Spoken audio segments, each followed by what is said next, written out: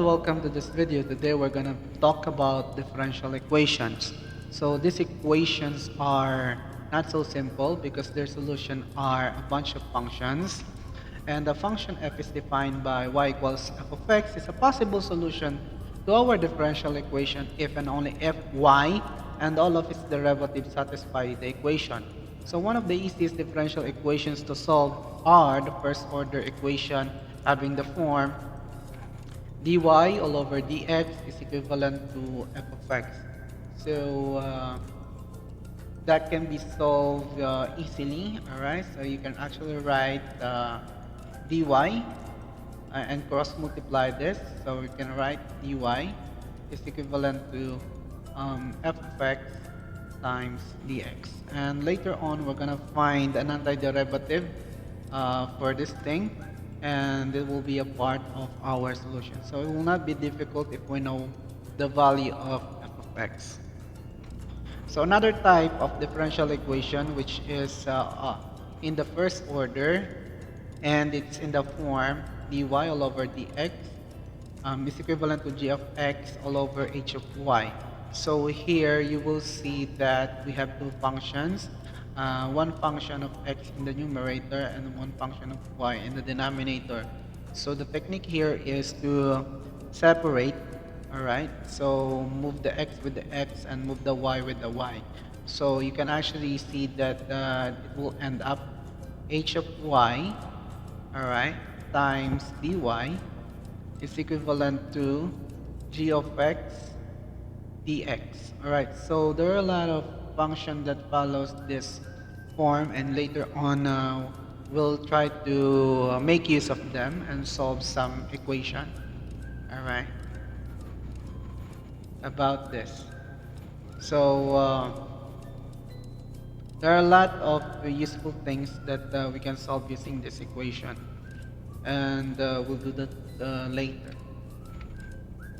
So take note that the left side only involves the variable y, and the right hand side and only involves variable x. Hence, we can separate the and we can call them separable differential equations. Well, some are separable, some are not, but we should try our best to separate the variables from one another because that will help us to solve better with ease. Alright, so derivative and antiderivative, they have their relationship and they are related with the first fundamental theorem of calculus that states that let the function f be continuous in a closed interval, so that's very important. And we want it to be continuous in the closed interval AB, and also let the derivative of and antiderivative be continuous in the closed interval AB, and let x be in the interval. So if such a function exists, then let us define it as f of x, all right, is equivalent to the integrand of a to x, all right, so f of t dt.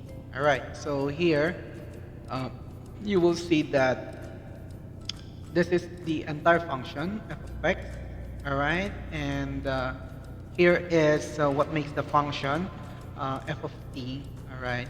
So meaning to say, if we wanted to invert and get the antiderivative of this, we're going to differentiate, and that's gonna be the f prime, all right. So here the f prime is equivalent to derivative of this function all over dx, and that's just equivalent to f of x. So we can say that the um, antiderivative, yep, of f of x is equivalent to this one. So and if you integrate f of x, so will find f. So it's actually the inverse of the other. So there are proof about the first fundamental theorem, and you can actually try to search in the web. So, but right now I just wanted you to see the relationship between the derivative and the antiderivative. All right. So if you anti-differentiate this thing, All right, so you do this, you will find the f of x. Okay, so if you do this, you'll find the derivative. All right, so I hope you understand that. So here, it's easy to show that this is um, dy, all right? So we're going to anti-differentiate the dy, all right? And that's gonna be equivalent to f of x, all right? So differentiate that, then dx. So we'll see. And following the formula, we're gonna have y is equivalent to f of x plus c. So here, this equation represents a family of functions depending on the arbitrary constant c. So depending on this one. So let's try to solve for some differential equation. All right, so this is the first differential equation that we're going to solve. And you know that the function would be dy is equivalent to 2x dx. All right, and you know that this is going to be dy and then 2x and then plus c. All right, so and doing the anti-differentiation would give us x squared. All right, so you have y is equivalent to, how did that happen? So 2x raised to the power of 1 plus 1, and then this is the power or exponent, you divide it by 2. So you cancel out and then you add c. So y is equivalent to x squared plus c. All right, so that's how we do it.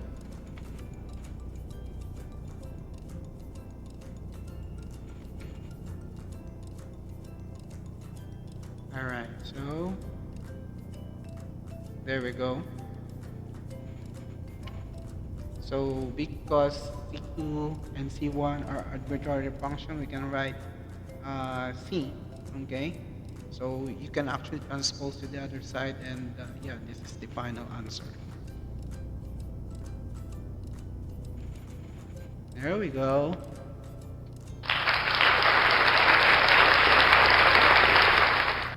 So now let's consider this equation. Yeah, so it's a little bit tricky, you know. And once we differentiate on both sides of the equation, we can now write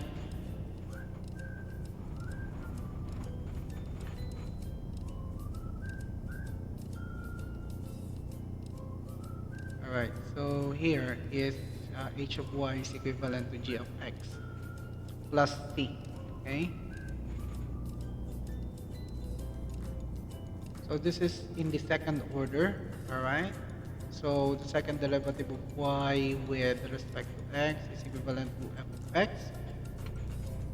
So in this type of equation, it's needed to use successive anti-differentiation. So there are two. So to eliminate that one, so you need to twice the anti-differentiation to complete the solution. So expect that two arbitrary constants. For the first differentiation, we have one constant there, second constant for the second anti-differentiation. The complete solution is therefore represents two-parameter family of the function. Okay, so let's try to solve this one. And this is the second order, all right? So you have 4x plus 3.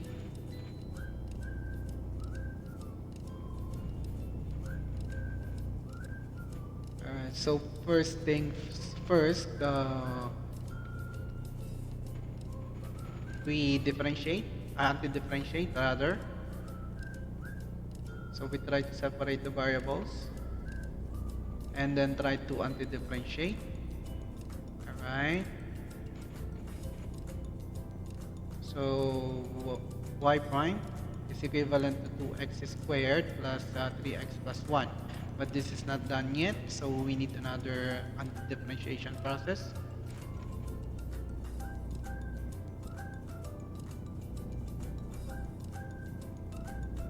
To the integration process. So you have y plus c sub 2 is equivalent to 2/3 x to the power of 3 plus 3 over 2x squared plus c sub 1 x. Alright, so this is the complete solution.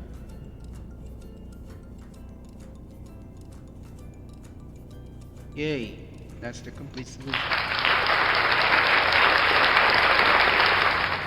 So find the particular solution of the differential equation given by the condition. Yeah.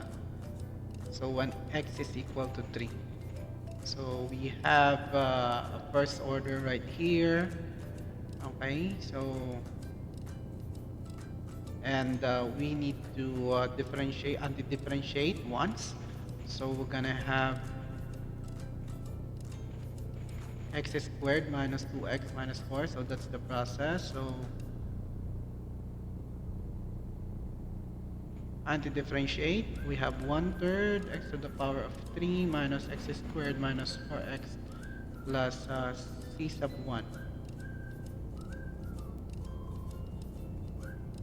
Alright, so we can actually substitute the value and get. So what's the value of x there? So x is 3. We have the y is equal to -6.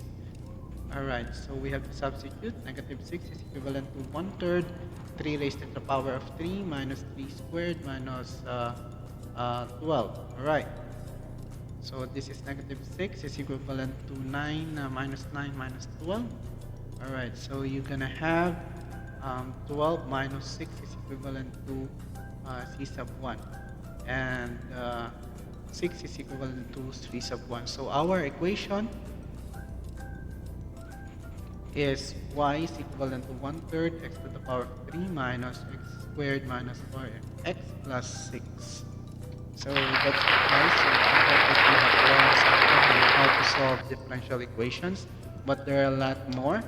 And stay tuned for our next videos on mathematics and about differential equation.